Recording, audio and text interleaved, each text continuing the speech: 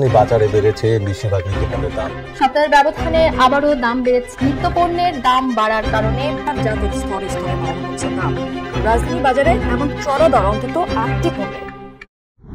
করে দেখুন তো, আপনি আপনার নিত্য প্রয়োজন জিনিস তেল কিনে বাসায় যাচ্ছেন, কিন্তু বাসায় যেতে না যেতে শুনতে পারলেন তেলের দাম আবার বেড়ে গিয়েছে। কি অবাক হওয়ার বিষয়, তাই না? আসলে মুদ্রাস্ফীতি বাড়ার ফলে কিন্তু এমন ঘটনা ঘটায় স্বাভাবিক। একজন সাধারণ মানুষের চাও পাওয়া কিন্তু খুবই সীমিত। দুবেলা দুমুঠো খেয়ে বেঁচে থাকা, পরিবারের খাদ্যের যোগান দেওয়া আর একটু সচ্ছল ভাবে চলতে পারেন, আসলে খুব বেশি কি। অথচ লাগামহীন ভাবে সবকিছু চলে যাচ্ছে আমাদের ক্রয় সীমার বাইরে। আয়ের সাথে ব্যয়ের হিসাব মিলাতে হিমশিম খাচ্ছে দেশের বেশিরভাগ মানুষ। কারণে আর অকারণেই বাড়ছে নিত্যপণ্যের দাম। আর এভাবে বাড়তে থাকলে অনেক প্রয়োজনীয় জিনিসই কিন্তু আর মধ্যবিত্তের নাগালের মধ্যে থাকবে না। তবে কি দুর্ভিক্ষের দ্বারপ্রান্তে বাংলাদেশ? আসলে দাম কেন বাড়ে? দোষ কি সরকারের নাকি সিন্ডিকেটের? আর এসবের সমাধানই বা কি হতে পারে? এই সবই জানবো আমরা আজকের ভিডিওতে। আমি রিয়াদ, আপনারা দেখছেন টেকি অক্টোপাস। চলুন তাহলে শুরু করা যাক। আচ্ছা, ভেবে দেখুন তো, গত 50 বছরের সর্বোচ্চ মূল্যস্ফীতি কবে হয়েছিল? পরিসংখ্যান বলছে সালটি ছিল 1974 সাল। দেশে সর্বশেষ দুর্ভিক্ষ হয়েছিল কিন্তু ঠিক একই বছরে। 1974 সালে সেই দুর্ভিক্ষে মুদ্রাস্ফীতির হার ছিল 67.17%। তবে কি খাদ্যপণ্যের দাম বাড়ার সাথে দুর্ভিক্ষের কোনো সম্পর্ক রয়েছে? বাংলাদেশ ব্যাংকের সাবেক গভর্নর আতিউর রহমান উল্লেখ করেছেন, 1973 সালের তুলনায় 1974 সালে খাদ্য উৎপাদন কিছুটা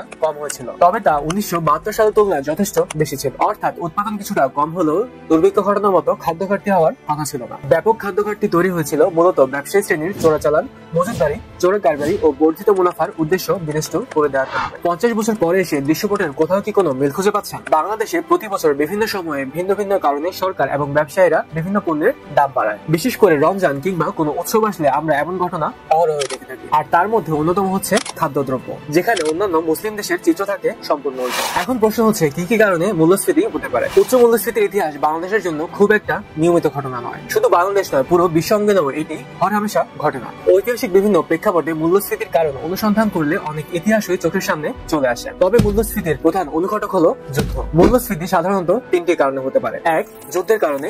2, রাজনৈতিক অস্থিরতার কারণে। 3, অতিরিক্ত টাকা ছাপানোর কারণে। মুদ্রাস্ফীতি যখন অস্বাভাবিকভাবে বেড়ে যায় তখন তাকে হাইপার ইনফ্লেশন অথবা উচ্চ মুদ্রাস্ফীতি বলা হয়। সাধারণত প্রতি মাসে যদি জিনিসপত্রের দাম 50% বেশি বেড়ে যায় তখন তাকে হাইপার ইনফ্লেশন ধরা হয়, যার ফলে খুব দ্রুত স্থানীয় মুদ্রার মান পড়ে যায়। পৃথিবীতে রেকর্ড করা সবচেয়ে বেশি মুদ্রাস্ফীতি হয়েছিল ফরাসি বিপ্লবের সময়, যেখানে মাসিক মুদ্রাস্ফীতি 143% পৌঁছে গিয়েছিল। পরবর্তী 20 শতাব্দী পর্যন্ত মুদ্রাস্ফীতি নিয়ন্ত্রণের বাইরে চলে যাওয়ার মতো ঘটনা কোথাও ঘটেনি। বাংলাদেশের ইতিহাসে শুধুমাত্র একবার উচ্চ মুদ্রাস্ফীতির ঘটনা ঘটেছিল, তাও আবার 1974 সালে। বাংলাদেশের বর্তমান পরিস্থিতিতে আবারও এই বিষয়টি ফিরে এসেছে। বিশেষ করে খাদ্যে মুদ্রাস্ফীতি বাংলাদেশের জন্য একটি দুশ্চিন্তার কারণ হয়ে দাঁড়িয়েছে। সাধারণত বলা হয় 10% বেশি না ছড়ালে মুদ্রাস্ফীতি নিয়ে দুশ্চিন্তার কোনো কারণ থাকে না। বাংলাদেশের পরিসংখ্যানের তথ্য মতে বাংলাদেশে এখন মুদ্রাস্ফীতির পরিমাণ 10-এর নিচে। কোভিড-19 আর যুদ্ধের পর প্রায় সব দেশেই এই মুদ্রাস্ফীতি দেখা দেয়। বিশেষ করে দক্ষিণ এশিয়ার শ্রীলঙ্কা ও পাকিস্তানে চরম মুদ্রাস্ফীতি দেখা দেয়। বর্তমানে কিন্তু এই দুই দেশই তা কাটিয়ে উঠতে পেরেছে, কিন্তু বাংলাদেশ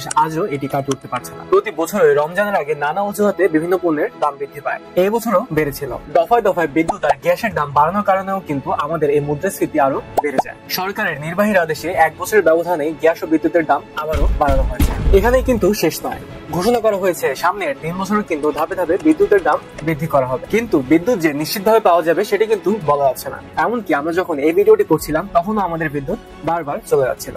হ্যাঁ, বিদ্যুতের দাম বেড়ে যাবে, কিন্তু বিদ্যুৎ পাওয়া যাবে না। এই দুটি ঘটনা সরাসরি প্রভাব ফেলবে আমাদের বাজার এবং আমাদের বাজারের ব্যবস্থাপনায়। সেচ, শিল্প, কারখানা থেকে শুরু করে হাসপাতাল ও শিল্প প্রতিষ্ঠানে বিদ্যুৎ বিল বাবদ খরচ বাড়বে, যার ফলে উৎপাদিত পণ্য ও সেবার দামও বাড়বে, যা মাল্টিপ্লাইং ইফেক্ট আকারে গোটা অর্থনীতিতে ছড়িয়ে পড়বে। যে কারণে বলা যায় মুদ্রাস্ফীতি বৃদ্ধির কারণে যারা নিম্ন ও মধ্যবিত্ত রয়েছে তাদের জীবন আরো দুর্বিষহ হয়ে পড়বে। কিন্তু এটিকে নিয়ে সরকারের কোনো কার্যকর পদক্ষেপ আছে বলে মনে হচ্ছে। মূল্যস্ফীতির চাপে অনেকে এখন ব্যয় কমাতে সাবলেট থাকা শুরু করেছে।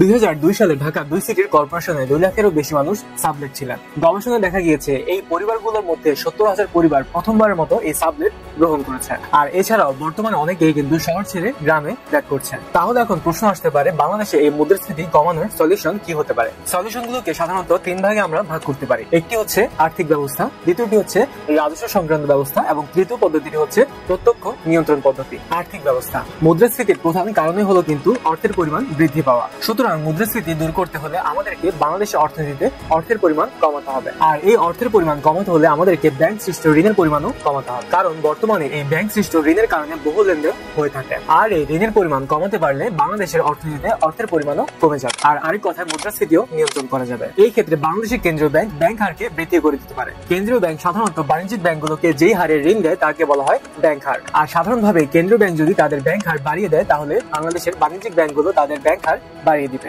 আর এভাবেই যখন ঋণ নেওয়া অনেকের কাছে ব্যয়সাধ্য মনে হবে তখন বাংলাদেশের মানুষজন ঋণ নেওয়া কমিয়ে দিবে। আর এভাবে কেন্দ্রীয় ব্যাংক ব্যাংক হার বৃদ্ধির মাধ্যমে বাংলাদেশের মুদ্রাস্ফীতি কমাতে পারে। দ্বিতীয় পদ্ধতিতে ছিল রাজস্ব সংক্রান্ত ব্যবস্থা। বর্তমানে বাংলাদেশে আমদানি দ্রব্যের উপর বেশি পরিমাণে শুল্ক নেওয়ায় বাজার পর্যায়ে এসে খাদ্যদ্রব্যের মূল্যস্ফীতি বেড়ে যায়। তাই নিত্য প্রয়োজনীয় পণ্যগুলো আমদানির ক্ষেত্রে আমদানি শুল্ক কমাতে হবে। তৃতীয় পদ্ধতিটি ছিল প্রত্যক্ষ নিয়ন্ত্রণ পদ্ধতি। আমরা প্রায় সময় খবরে দেখতে পাই বাংলাদেশ থেকে প্রচুর পরিমাণে ডলার বিদেশে পাচার হয়ে যাচ্ছে। এদেরকে কঠোর হস্তে আমাদেরকে দমন করতে হবে, এবং যদি আমরা করতে পারি তাহলে আমাদের মুদ্রাস্ফীতি নিয়ন্ত্রণে চলে আসবে। কোভিড মহামারীর শেষের দিকে এবং ইউক্রেন যুদ্ধ শুরু হওয়ার পর মুদ্রাস্ফীতি আকাশচুম্বী হওয়ার আশঙ্কা করেছিল এশিয়ার দুই দেশ সিঙ্গাপুর ও দক্ষিণ কোরিয়া। 2022 সালের এপ্রিলে মুদ্রানীতি কঠোর করার ঘোষণা দিয়েছিল এই দুটি দেশ। সেই সাথে কেন্দ্রীয় ব্যাংকের সুদের হারও বাড়িয়ে দিয়েছিল তারা। উৎপাদন কমে যাওয়ার ঝুঁকি নিয়েও মুদ্রাস্ফীতির লাগাম টানাই ছিল তাদের মূল উদ্দেশ্য। সেই সময় এশিয়ার চতুর্থ বৃহৎ অর্থনীতি দক্ষিণ কোরিয়ায় আটা ও ভোজ্য তেলের দাম বাড়াতে শুরু করেছিল। এরপরই আসে এই ধরনের পদক্ষেপ, আর যার ফলশ্রুতিতে তারা মুদ্রাস্ফীতির লাগাম টানতে